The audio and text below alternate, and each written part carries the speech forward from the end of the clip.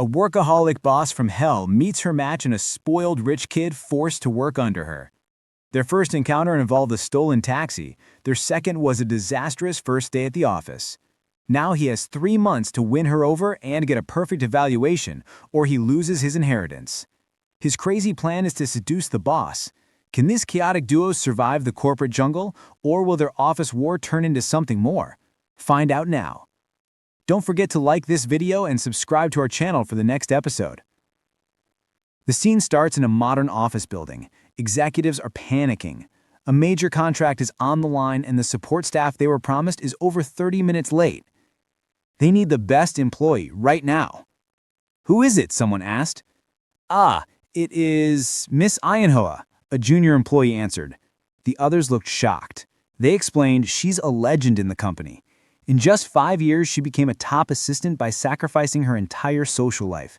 They call her the woman who lives in the company, a fox, a crazy person whose only hobby is working. That is... Suddenly, the office door slid open. A woman with long dark hair walked in. "I'm sorry," she said. "I was a little late because I had to wait for the wine truck." She walked past them with purpose. "I will go in." A badge identified her, Ionhoa, 29 years old. Her goal? To get ads. Later, the meeting concluded successfully. Her team members were relieved. "Yes, everything turned out well, and you were a good speaker," one said. "We were not good enough on our own," another admitted. "Thank God." Ionhoa turned to them with a cold smile. "What? I knew you weren't good enough to do it." Her tone turned sharp as she scolded them. "Do I seem like I am praising you? On top of that, you used a downloaded frame in your PowerPoint. This is not a college homework assignment. And a company client offers dinner and you order spaghetti? Is it a date? If you do not even know basic sales, then quit. Hospitality is about doing what the client wants, not your choices. Did you understand?" Her words hit them like a physical blow. Then her tone softened slightly. "Since the time has already passed, let this go. Then get back to work." As she walked away, she waved dismissively. "Curse me if you want, just do it behind my back." Outside the building, her friend Yojin called out to her. "How was it?" Ionhoa replied with an attitude. "Yojin, I am Ionhoa. Don't ask about what is obvious." Yojin laughed. "We entered at the same time, but I have a feeling you're getting ahead of me. Look at you. Your life is just work and home. Get into a relationship. What about office love? You can see him every day, and you don't have to spend a lot on dates." Yojin continued. "You are just like middle-aged man. You should try to have fun. You're still young. You should date a little. You can even find a rich guy." Ionhoa took a sip of her drink, unfazed. "Good. What is wrong with that? I prefer being single and crazy for work over doing those stupid things." The scene changed to a noisy club where a man was live streaming. "Hello guys, I came here for the birthday of my friend. Let me introduce. Here's the main character." He turned the camera to a handsome man. The chat flooded with comments. "Wow, he's so hot. What is his name? Look at his face. It is crazy." Suddenly, the man's phone rang. He answered the call in a quieter area. "Yes, Grandpa, this is Ji Wong." "Ah, me? I was studying. It looked like I was so engrossed in studying that I did not even hear when you called. Sorry." His grandpa yelled through the phone. "I can hear all the music. Do you know that it has been 3 months since you've been on this empty head? How long will you continue with that?" "I remembered. I just got a job and have to go to work tomorrow. You know that your old man worked so hard for you to be here? Do you remember the condition for me to leave my will? If you show me that lazy side one more time, I will cut all connections with you and send you on the streets." Ji Wong pleaded. "Deal. And from here on out, I will do the best in the company. I will also shoot a video to show you that I work." "Really?" "Yes." His grandpa conceded. "So go in now and check the apartment. You have 30 minutes.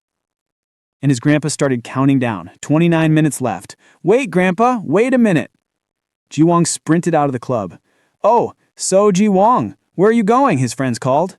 "I'm going. Play by yourselves." Meanwhile, Ionhoa stood on a street corner at night looking exhausted.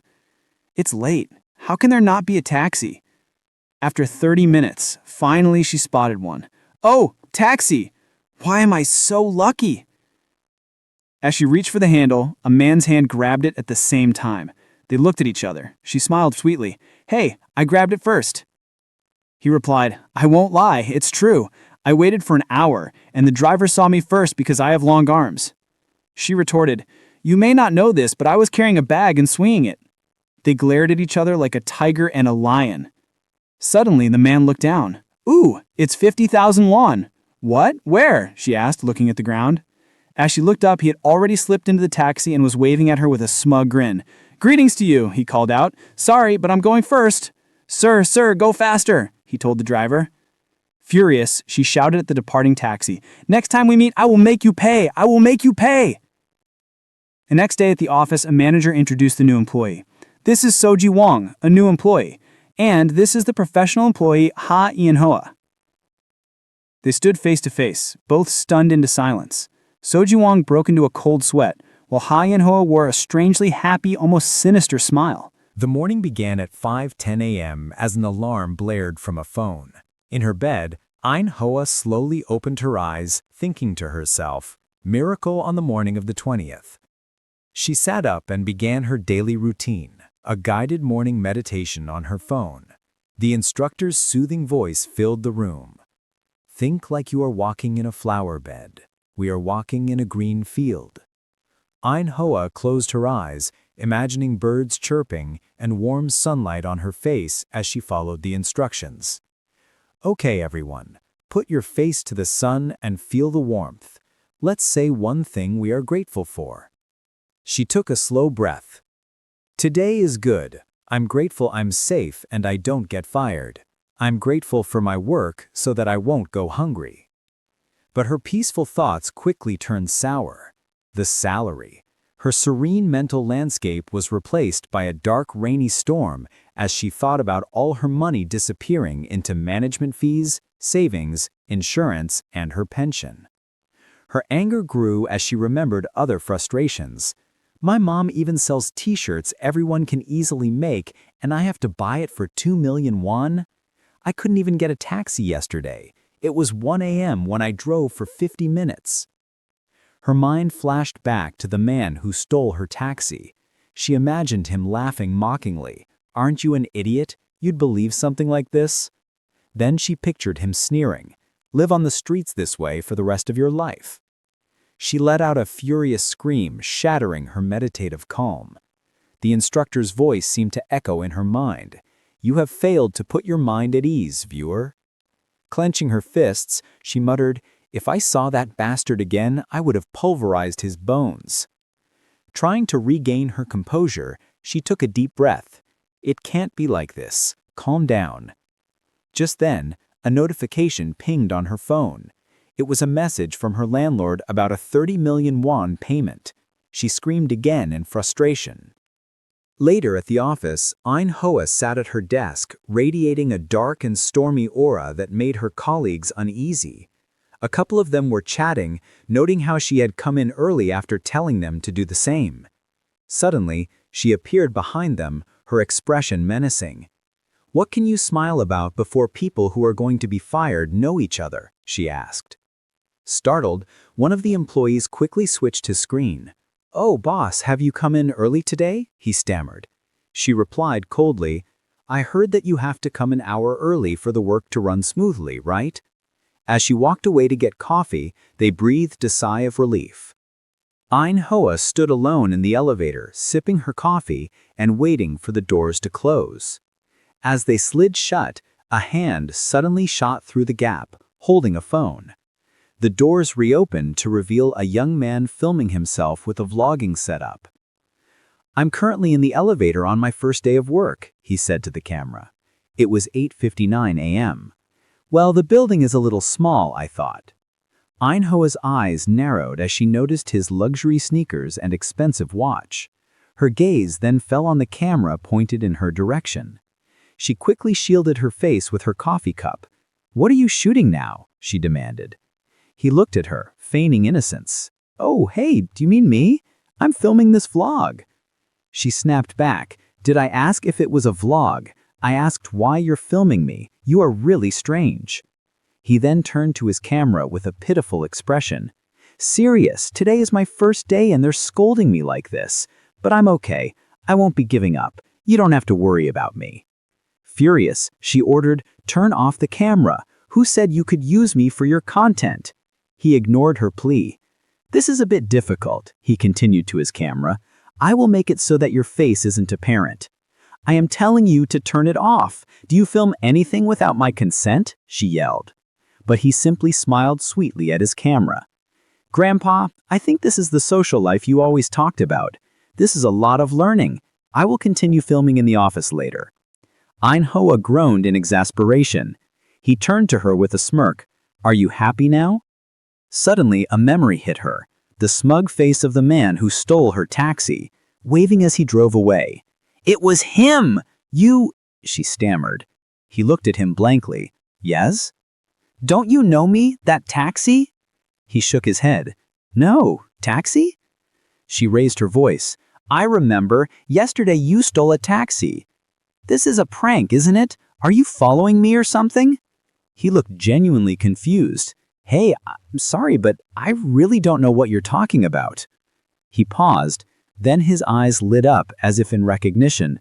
"Oh, did I see you at the club yesterday? Our party?" He leaned in. "I'm sorry, but please don't talk about that. A rumor might spread." She was speechless with rage. "No, you took a taxi and made fun of me." He ignored her completely. "Are you a beginner? I'm new too." He winked at her. "All right, shall we talk peacefully at this time?" Just as she was about to explode, the elevator doors opened. A senior executive stood there. "Oh, have you already been introducing yourselves?" he said cheerfully. "This is Seo Ji Wong, the new employee. And this is the professional employee, Ionhoa, his senior." Ji Wong began to sweat as the president continued. "You will learn a lot from Miss Ha, isn't that right?" The president then addressed Ionhoa. "I have prepared the meeting room in advance." She nodded numbly. The president left, and the elevator doors closed, leaving them in a chilling silence. Ji Wong finally broke the silence. "I was sorry about earlier." Ionhoa glanced down and said flatly, "The laces on your sneakers are not tied." "Yes?" he asked, looking down at his shoes. While he was distracted, she leaned in close, her voice dripping with venom. "Greetings to you." Ji Wong froze. The memory of her screaming at his departing taxi flooded his mind. He looked up to see her smiling, a terrifyingly sweet expression on her face. "Let's get along well from now on," she purred. "Are you employed to work with me now?" Don't forget to like this video and subscribe to our channel for the next episode. In a luxurious office, Ji Wong's grandfather listened to a report from his assistant. The assistant confirmed, "It was done as you asked," but the grandfather's eyes lit up with hope. "Has the child somehow avoided coming to work?" he asked eagerly. "Or dressed inappropriately, like a beggar? Say something." Wiping his brow, the assistant replied, "No, there are no details like that, and his work clothes are formal and clean." He then inquired, "Should I be keeping the card in pending status?" The grandfather nodded firmly. "Naturally. I told that bastard he has to manage his own expenses. I was so upset about leaving him alone, but I need to watch him." As the assistant left, the grandfather relaxed on his couch before picking up a resume from his desk.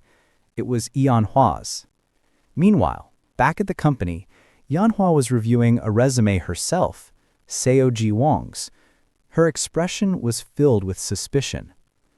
She thought about how this new employee was hired without any notice. She recalled his well-groomed hair, expensive watch, and designer sneakers, things a normal salaried man couldn't afford. She had a strong feeling he came from a rich family. Ji Wong interrupted her thoughts, apologizing for everything from the day before. Ionhoa dismissed his apology. "Since we are in a company, let's forget about our previous meeting. This is our first meeting here." They sat facing each other as she held up his resume. "Looking at your resume, there's not much here," she said, her voice dripping with sarcasm. "Your academic background is good, but your GPA is 2.6. You seem to have had a lot of fun at school." She pressed on, asking if he had any skills that would benefit the company. He confidently replied, "If you teach me, I am confident in my ability to learn fast. Also, I received an excellence award. It's on the back page. Ionhoa stared at him coldly. So you mean there is nothing useful here? It's really empty. With a smile, he agreed. Yes, it's empty. She then asked him, what was your name? Is it Wong Day? He politely corrected her. No, it's Seo Ji Wong. She then quizzed him. Do you know what we do? He answered correctly that they bridge the gap between advertisers and production. She nodded, then began to paint a grim picture of their work life. You will feel great pressure here. Life is always sorry. You have to apologize even when it's not your fault, and pretend to be interested when you're not. Ji Wong's smile faded. She leaned forward, her expression dark. Even if a natural disaster happens, you should apologize as if it's your fault, she warned. If you don't like it, you should quit now. Ionhoa stood up and gave him his first assignment. Send the practical test from your interview to my email. It doesn't matter if you worked as a teacher, it's different here. He mumbled, I did not become even a teacher. She ignored him and pointed to a desk, once again getting his name wrong. Anyway, Seo Wong Day, sit here. She then introduced him to his coworker. Hello, from now on, you're Wong Day's coworker, Lee Wong. As she turned to leave, Ji Wong quickly asked, what should I do today? She paused, turning back with a chilling smile. Stay where you are. Stay still until you're contacted. She walked away, leaving him utterly horrified. I am done for, he thought. As Ionhoa walked down the hall, an account executive called out to her, but she walked past as if she didn't exist. Ji Wong sat staring at his blank monitor. He tried asking Lee Wong for a task, but was met with a simple no. He then asked if he could get coffee, listen to music, or even go home, receiving only absent-minded agreements. He was being completely ignored. He slumped in his chair, feeling like this was a form of punishment. For a moment, he considered resigning, but then a memory of his grandfather's furious voice echoed in his mind. Just work it, human. I will cut off all connections with you. Defeated, Ji Wong sat dejectedly at his desk. Just then, a man from Planning Team 1 approached Lee Wong, complaining loudly about Ionhoa ignoring people. Ji Wong looked over, thinking to himself, why is my luck so bad? The man from Team 1 continued to complain to Lee about Ionhoa. Lee calmly replied, I'll tell her to go see you when she comes back. Deciding it was better not to get involved, Ji Wong put on his earbuds to block out the noise. This only angered the man more. He grabbed Lee and shouted, Tell her I'll make her pay for what she did to my subordinates and for screwing up my meeting. Shouldn't she apologize? You have become just like her. What's with that face? You never did that when you were under my orders. Lee simply replied, Is that so? Defeated, the man let go. Forget it. Just tell her she's going to be in trouble if she doesn't have her proposal ready. Nearby, 2 employees gossiped about the scene. They noted how team leader Kim Joo-young was always fretting over Ionhoa, explaining that their intense rivalry over advertisers had been infamous since she first joined the company. Kim then approached Ji Wong's desk, leaning over him. I haven't seen your face. Are you a newbie? Lee confirmed he was and tried to get Ji Wong's attention, but the music was too loud. Annoyed, Kim tapped the new employee on the shoulder. Ji Wong removed an earbud. Kim introduced himself from Team 1. I hope we get along. You must be having a hard time working under Ionhoa. If you want to change teams, come to me. Do you have any experience? He asked. Ji Wong simply replied, Hey? Shocked, Kim stammered, Hey? Are you talking to me? With a bright, innocent smile, Ji Wong said, Please stop bothering me and leave. You are too loud. The entire office fell silent. A memory of his grandfather scolding him for his bluntness flashed in Ji Wong's mind. Ah, was I too blunt? I am sorry, he said, before smiling even brighter. Since you are being too loud, would you mind going back to your seat, Mr. Joo-young? He pointed at Kim's ID badge. Our names start with the same letter, he added cheerfully, giving 2 thumbs up. Lee couldn't help but think, how cool, but also wondered, is he for real? How did he even get this job? Meanwhile, Ionhoa was in the office of director Do Eun-hwa. After complimenting the director's outfit, Ionhoa got straight to the point. Regarding the new employee, may I ask the reason behind his closed interview? The director evaded the question, saying the Human Resources Department handled the selection. Ionhoa pressed, voicing her disappointment that he had no experience. I wonder why you selected him. The director smiled. Do you remember that ad for the pop-up party with the low-cost whiskey? Their stock price rose with just one video. The new employee planned that party. He helped a friend promote it, and the whiskey's value skyrocketed. She added, I like him. He reminds me of you when you first started. I think you can make him good. As Ionhoa rushed back to her desk, she recalled the director also mentioning a new project, one where she'd have to work with the newbie and a creative director she dreaded. She burst back into her office area to find chaos. Kim Ju-young was screaming at Ji Wong. What did you call me? Ju-young? And you said I was loud? Lee was trying to hold him back, while Ji Wong sat at his desk looking unbothered. Ionhoa froze, a furious, dark aura radiating from her as she took in the scene. What is going on here? She thought. Arriving at the commotion, Ionhoa demanded, what is happening here? Mr. Kim turned to her, pointing an accusing finger at Ji Wong. This newcomer, he has been talking back to me.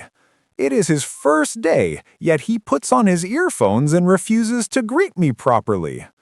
Ji Wong, looking nonchalant, replied, There is no rule against wearing earphones. Look at him, talking back again, Kim shouted, his face turning red. Seeing the situation escalating, Ionhoa put on a bright smile, grabbing a chocolate bar from a nearby desk. Come on, Sunbinim, don't be so grumpy, she said sweetly, offering him the chocolate. Have a bit of sugar. By the way, about the last PT, you were a great help. I did not think it was better to do a comparative advertisement. If it was not for you, I would have been in trouble. Mr. Kim, visibly moved by her words, stammered, Well, I do not think I did much. Ionhoa continued her flattery. I am really grateful for your help. The new employee is acting like this because he does not know you yet. She placed a hand on Ji Wong's chest. But you know we all respect you a lot, right? Flustered and pleased, Mr. Kim laughed. You do not have to go that far. He then said to Ionhoa, You had a hard time finishing that bidding, and you have to go there for a meeting again. That's right, she confirmed. Also, this newbie, he is since from my team. Let me deal with him. Please go back to your seat for now. Later, as the sun set over the city, Ionhoa stood on the office terrace. Ji Wong approached, holding out a coffee. Yoon Yom told me that you would be here, he said. Drink it, you'll like it. What is this for? She asked. To thank you. For what? He replied. Don't make me repeat myself, she said, her tone sharp. You're going to have to be more specific. He explained. For covering for me when that weird guy was talking to me. It was like an office drama. He paused, then added with a grin, but it was lacking a little bit of romance. Ionhoa stared at him, unimpressed. You tend to talk before you think, she said. You need to learn to stop being so clumsy. However, she stepped closer to him, I do not think it is necessarily bad. You're from a new generation of people who speak up their minds, so do not lose that free spirit. She continued, her voice low. You are not responsible for everyone, but there are a lot of videos online that can teach you how to handle these things. As she moved even closer, he thought to himself, She's pretty close. I hate seeing people imitate me, she whispered, now just inches from his face. You have to find your own way to deal with others in your work life. She looked directly into his eyes. Because from the looks of it, Ji Wong, I need you to prove that you can do better, at least for as long as you remain here. She then stepped back, adding, By the way, I already drank 3 cups of coffee this morning. You drink it." And with that, she left. Later, in the parking garage, Ji Wong sat in his red sports car filming a vlog. "I'm off work and tired," he said to the camera. "I have to drive home, but my hands are shaky. Grandpa, now I see what you meant. The life of a company employee is hard. That is it for new employee Ji Wong. See ya." He ended the recording and immediately burst into tears. He recalled all the times Ionhoa had glared at him that day. When I was going to the bathroom, when I was surfing the net, and when I left the office at exactly 6 o'clock. His tears seemed to fill the car. "Forget it," he sobbed. "I won't think about it." He lovingly kissed his steering wheel. "I was waiting for you. I miss you." Suddenly, a sharp knock on the window startled him. It was his grandfather's secretary, Mr. Kim. "What is wrong, Mr. Kim? I was just recording a video for Grandpa," Ji Wong explained. The secretary smiled benevolently. "Yes, master, I saw it. I heard that you said it will be hard to drive home. The boss is worried about you. You did a great job. Give me the keys." "Did Grandpa ask you to drive me home?" Ji Wong asked, handing over his keys. Mr. Kim snatched them away. "What I meant was, from now on, you will use public transportation. This luxurious car will stand out too much." A horrified realization dawned on Ji Wong. Just now, the keys were in my hand, but now they are not. He stared in disbelief. "What?" He remembered the day he got his driver's license and bought his beautiful car, naming her Kitty. Now he sat slumped and exhausted on a crowded subway train. He called his grandfather. "How could you do this to me?" he cried into the phone. "Give me back my Kitty. She is mine." His grandfather's booming laugh echoed through the line. "You bought it with my money. How come it is yours? But fine, I will give it back to you." "When?" Ji Wong asked desperately. The grandfather replied, "On one condition. You have to get a perfect evaluation on your internship." Ji Wong's world went dark. Later that evening, Ji Wong trudged into his apartment, utterly defeated. The lights flashed on and his friends jumped out shouting, "Surprise! Congratulations on becoming a part of society!" One friend had even hired a singer, who immediately burst into a celebratory song. Another friend offered him a cake, but he simply stood there looking like a ghost. His friends cheered, "Bravo! Eat the cake!" He stared blankly ahead and muttered, "I'm fucked." The party came to a screeching halt. The singer trailed off. "Then I guess I should go." Meanwhile, at a restaurant, Ionhoa was having a beer with her friend. Her friend leaned in. "I just heard that your new team member had a discussion with Mr. Kim Joo-young." "That spread fast," Ionhoa sighed. "So, how is he? Is he passionate about work?" Ionhoa remembered seeing Ji Wong shopping online and leaving the second the clock hit 6. She slammed her mug firmly on the table. "Not really." At the same time, Ji Wong was sullenly drinking with his friends, when one of them suddenly suggested, "Go out on a date." "What? With whom?" Ji Wong asked, looking exhausted. "With your boss, of course," his friend replied. They both burst into laughter, a wild, manic sound that filled the room. Ji Wong stopped, his expression suddenly serious. "Are you drunk? Are you crazy?"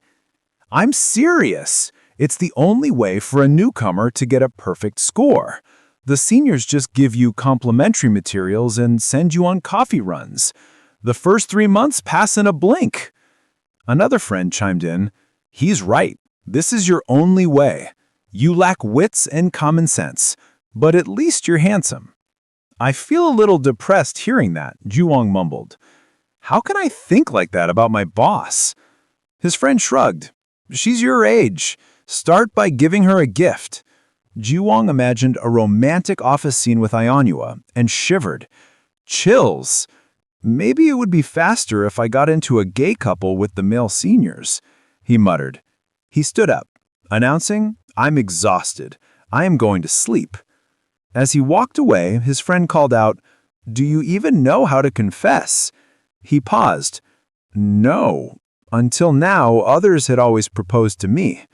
A thought began to form in his mind. "I think so. It could work." He turned back, a look of grim determination on his face. "Do it. Date her."